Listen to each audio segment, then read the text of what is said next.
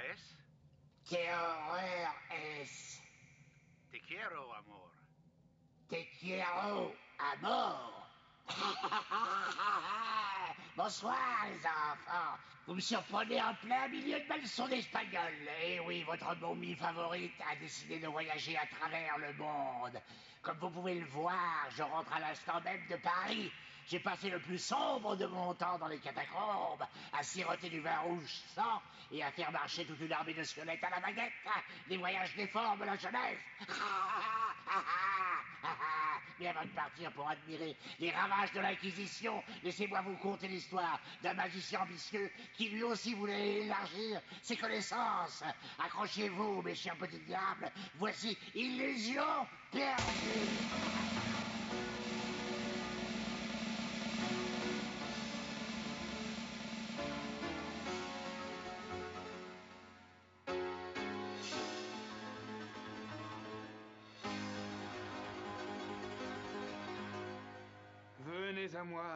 Venez à moi, flammes glorieuses, tendres et brûlantes amies, venez, venez. Oui, grandissez, ô mystérieuses flammes, brûlez, encore et encore, de plus en plus haut, élevez-vous, plus haut, j'ai dit.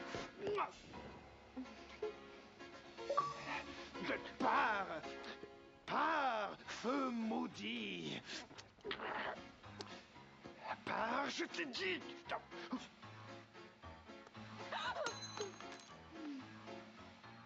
Mesdames et messieurs, ma merveilleuse assistante, la ravissante Greta. Zut. Et maintenant, des flammes dévastatrices apparaissent, vibrantes, palpitantes. La vie.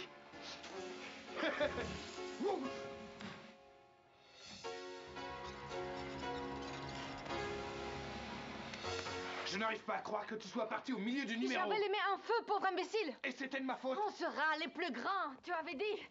Jobin m'a appris tout ce qu'il savait. On va reprendre son numéro et on deviendra les plus grandes vedettes.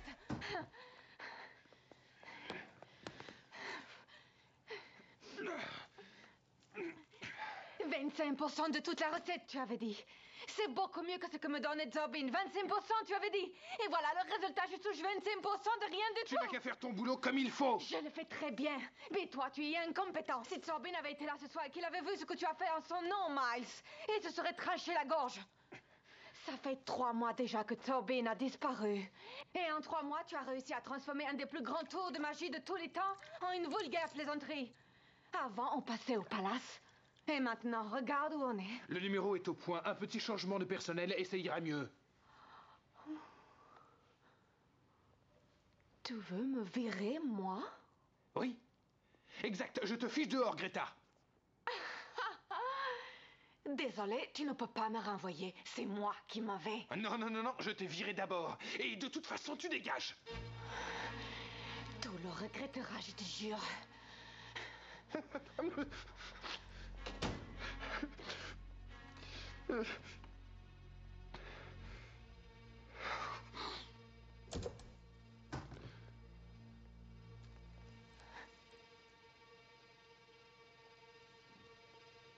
Où est-ce que tu as trouvé ça?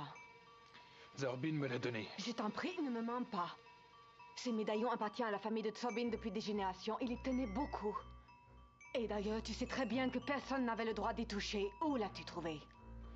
Il est apparu dans les airs. Tu sais où il est. Où est-il? La dernière fois que Zorbin est sorti de la scène, il n'est jamais revenu.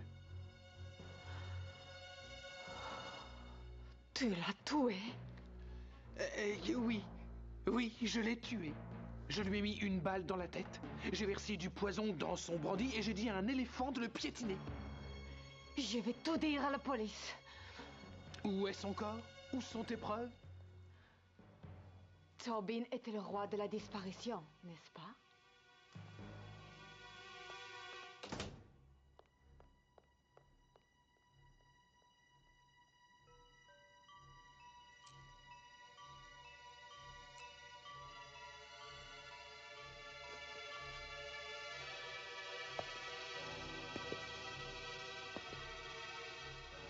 quoi la magie? C'est quoi la magie? Je donnerai tout. Tout.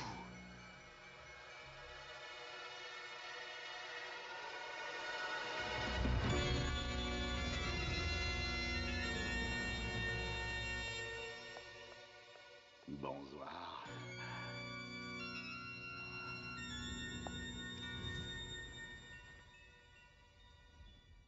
Fräulein Greta Herze.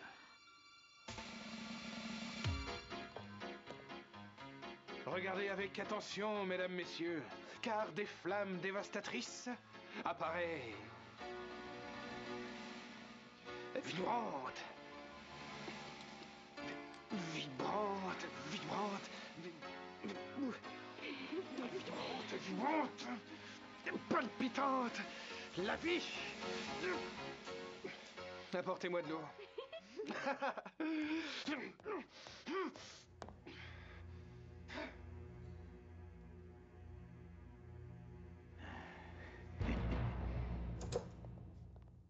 On aurait dit 2 chimpanzés. Vos gestes doivent être plus grandioses. On sera meilleur demain soir, si vous l'êtes. Oh, dehors. Il n'y aura peut-être pas de demain soir. Fräulein.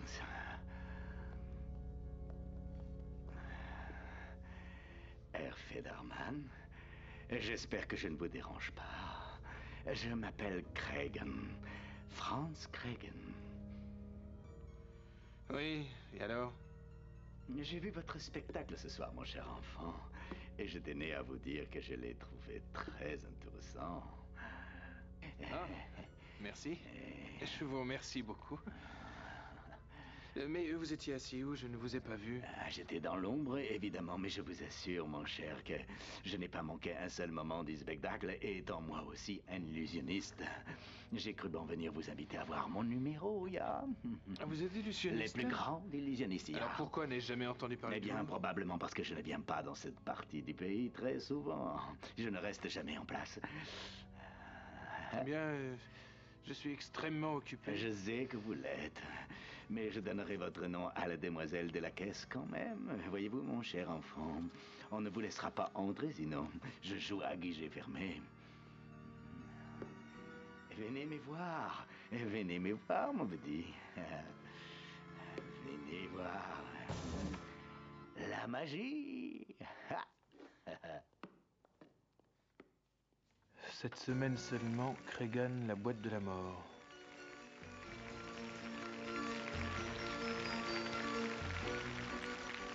Merci, mesdames et messieurs, merci. Et maintenant, en guise de bouquet final ce soir, nous allons vous prouver que la mort elle-même n'est qu'une illusion. Mesdames et messieurs, laissez-moi vous présenter la tristement célèbre boîte de la mort.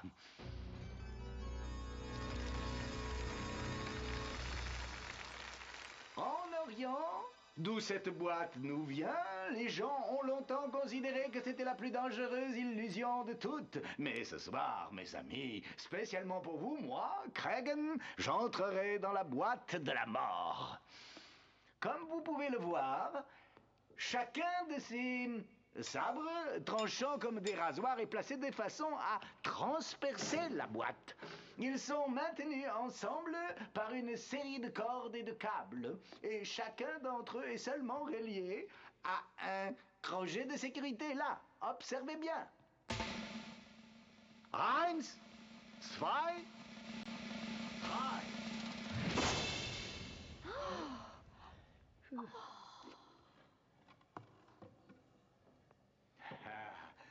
Mais quand le secret de la boîte a traversé le continent asiatique et est apparu en Turquie, on y a ajouté quelque chose de plus dangereux encore. Les terribles acides sulfuriques.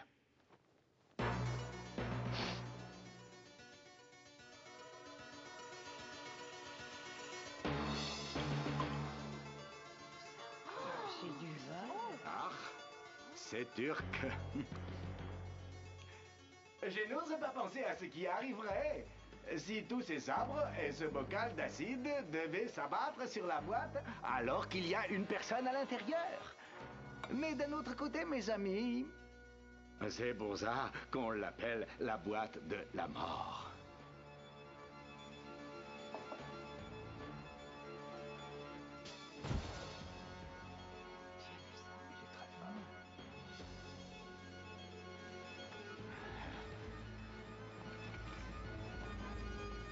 J'ôte mes escarpins. Et pour rendre la chose plus intéressante, nous y ajoutons des menottes. Ya. Et ceci s'appelle le linceul de la boîte de la mort.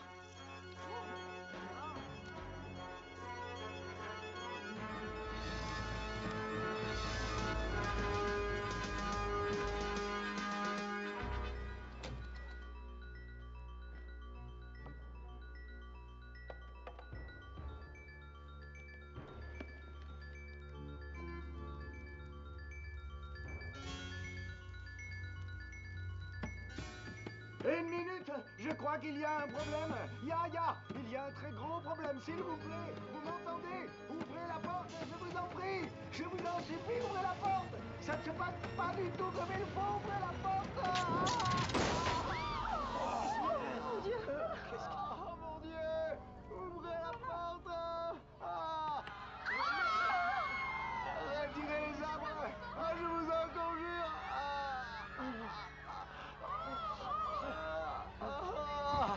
Mais quelle horreur!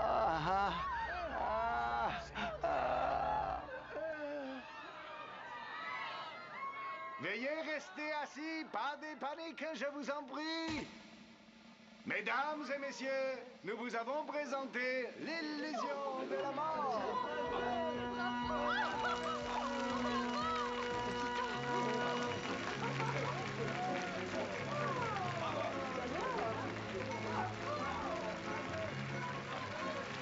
Bravo!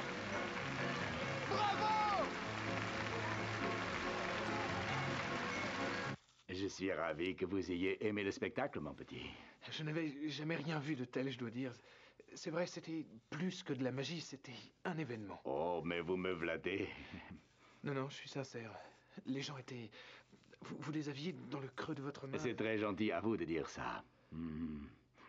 Je suppose que le plus ensorcelant avec la boîte de la mort, c'est que ça paraît tellement réaliste du début à la fin. Je veux dire, pendant un instant, tous les gens ont vraiment cru que... Non, c'est vrai. Non. Et je vous avouerai que je me pose la question. Comment vous faites? Non, la boîte est vraiment très simple, mon garçon. Il y a une double porte, bien sûr. Et au fond de la boîte, il y a un faux panneau tout du long. Quand mon assistante ferme la porte, je pousse le panneau recul de 30 cm et je n'ai rien à craindre. Une minute, quand les sabres s'abattent sur... Je suis déjà loin, si je puis dire, mon petit. Ils s'abattent devant moi, c'est tout. Et dans ce faux panneau, il y a des ressorts, bien sûr. Et quand les arbres sont tombés, je reprends ma position d'avant. Et le maquillage. Oui, à propos du maquillage... Je cache tout à l'intérieur. Des poches que j'ai faites dans le gros sac. C'est prodigieux. Non, c'est prodigieux, c'est vrai. Je veux dire, quelle mise en scène jusqu'au trou dans votre costume. Mon petit, ça, c'est du vrai. Ce sont des éclaboussures d'acide. Mais... L'acide, c'est du vrai?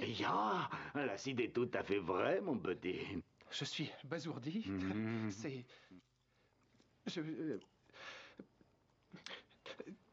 Comment vous faites? Ne me demande pas, non. S'il vous plaît, je vous en prie.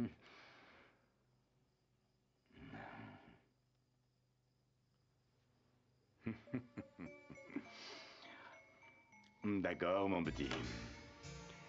Je vais vous le dire à vous seul, et je ne vous révélerai plus rien. Une petite représentation privée, Il faut vous mettre à l'intérieur du sac en toile d'Égypte, le remonter, Et ensuite, quand vos mains sont libres, vous mettez le maquillage sur le visage. Et après, quand la flamme de la bougie va bientôt brûler la corde...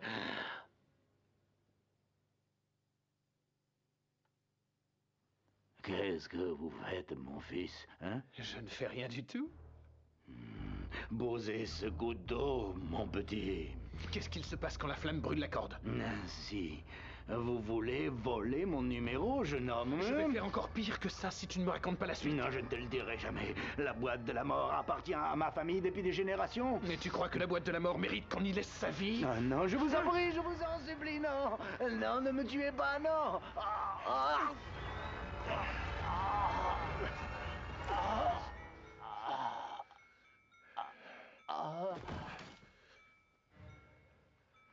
Tada!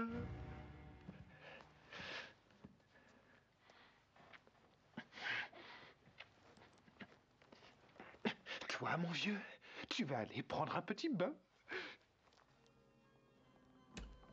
La salle est pleine à craquer. Je n'arrive pas à y croire. Oh, ça va être merveilleux. C'est prodigieux. Il y a quelques jours, j'étais un raté et maintenant que je meurs sur la scène... Monsieur Federman, mesdemoiselles, j'espère que je ne vous dérange pas. Je m'appelle Thomas Miller. Je ne saurais vous dire à quel point je suis honoré de faire votre connaissance. Oui, monsieur. Et je pense que ce que j'ai à vous montrer vous paraîtra particulièrement intéressant. Excusez-moi, cher monsieur, mais j'ai une représentation dans Mais quelques c'est minutes. exactement pour ça que je suis ici, monsieur. Je vais faire de vous un homme riche. Écoutez, j'ai un spectacle à faire, c'est Mais clair. savez-vous ce que c'est, monsieur? Ceci est une caméra de cinéma. Je ne m'intéresse pas aux jouets. Aux jouets? Non, monsieur, ceci n'est pas un jouet. Ceci, monsieur, c'est l'avenir du divertissement tel que nous le connaissons. Voilà ce que c'est. Peut-être une autre fois. Vous ne pouvez pas être à deux endroits en même temps, monsieur, même si vous êtes le plus grand magicien de la planète. Mais si vous me donniez la permission de photographier juste une de vos représentations et ensuite d'en faire plusieurs copies, vous pourriez passer dans une douzaine de théâtres dans tout le pays, que dis-je, dans le monde entier, et vous gagneriez beaucoup plus d'argent que vous en gagnez à présent, soit dit sans vous offenser. Avec ce truc? Oui, je sais ce que vous vous dites. Parfois, la technologie moderne dépasse nos capacités à saisir son potentiel. Mais monsieur, pour rester en tête à notre époque, il faut avoir l'esprit ouvert. Alors, je vous pose une dernière question. Monsieur Federman, avez-vous un esprit ouvert? Qu'est-ce qu'il faut que je fasse? Faites votre numéro normalement. Laissez-moi le photographier. Vous n'aurez plus qu'à attendre que la fortune et la gloire viennent frapper à votre porte.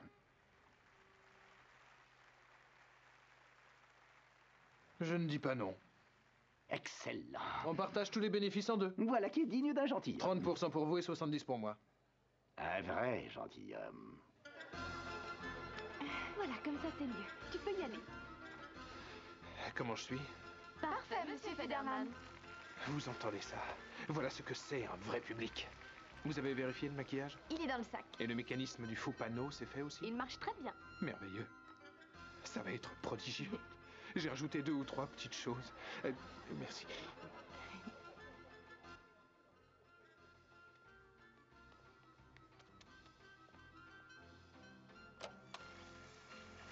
Allez, ne les laissons pas attendre trop longtemps. Mesdames et messieurs, mes ravissantes assistantes Rachel et Cassandra. Et moi, je suis Miles Federman, maître S magie. Ce soir, nous prouverons que la mort n'est qu'une illusion. En Orient, d'où elle nous est venue, la boîte de la mort a longtemps été considérée comme étant le tour de magie le plus dangereux de tous. Je recommande aux personnes ayant le cœur fragile de se couvrir les yeux. La direction ne peut être tenue responsable de ce qui va suivre, car ce soir, je vais défier le destin et entrer dans la boîte. Mesdames et messieurs, je vous présente la boîte de la mort!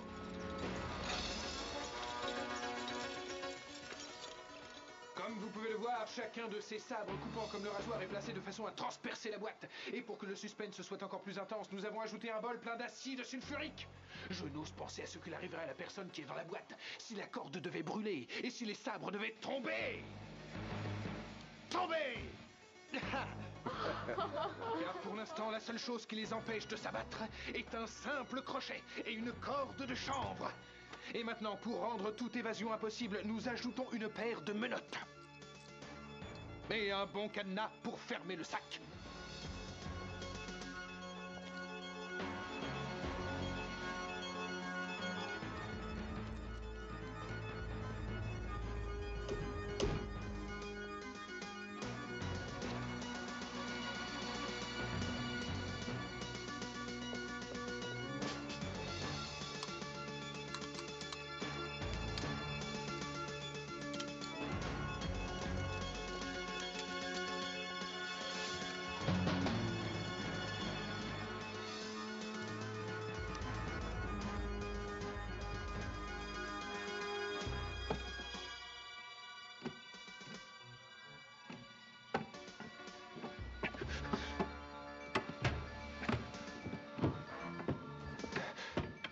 Aidez-moi!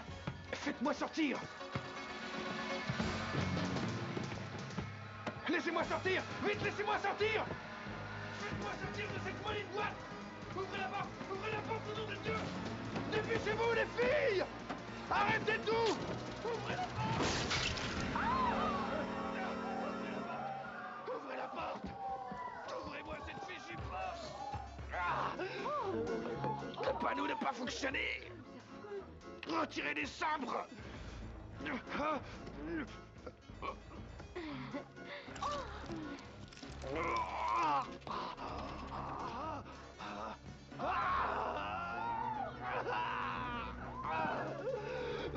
Est-ce qu'il y a un médecin dans la salle? Ah! Vous voyez pas que je suis en train de crever?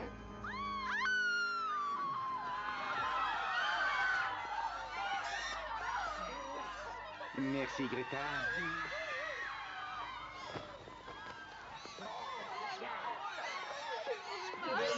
Aidez-moi, je vous en supplie! Aidez-moi! Aidez-moi! Merci beaucoup, Miles. Votre version de la boîte de la mort va nous rendre très très riches. Je veux dire Greta et moi et un vieil ami à vous.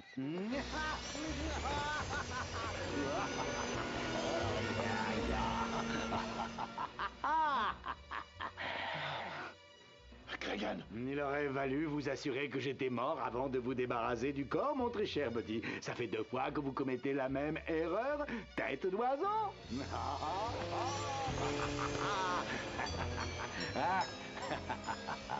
Tadam!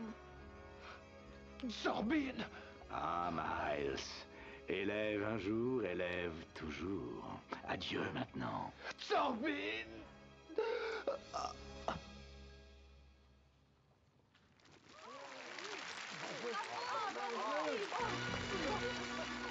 Mesdames et messieurs, voilà ce qu'on appelle un bouquet final. Ma ravissante assistante, Greta.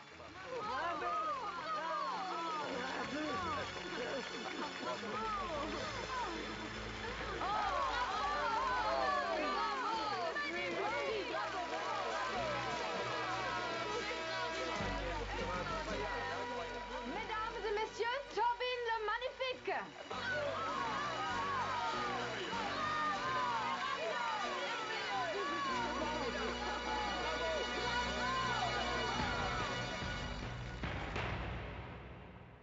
Pauvre Mills! Juste au moment où il commençait à se sentir bien dans sa peau, il faut que quelqu'un vienne là lui trouver. Et entre nous, c'est tellement délicat la magie. Un peu trop de ceci, pas assez de cela. Tout tombe à plat. La première leçon à retenir, c'est qu'il faut que le magicien dose. Magicien dose. En ce qui me concerne les enfants, je suis prêt à partir en voyage. J'ai mon passeport, ma liste de chambres de torture et mon aller-retour sur un vaisseau fantôme. J'ai rien oublié, je n'ai plus qu'à me tirer. Je tire. Les voyages, ça m'éclate. J'ai le hockey.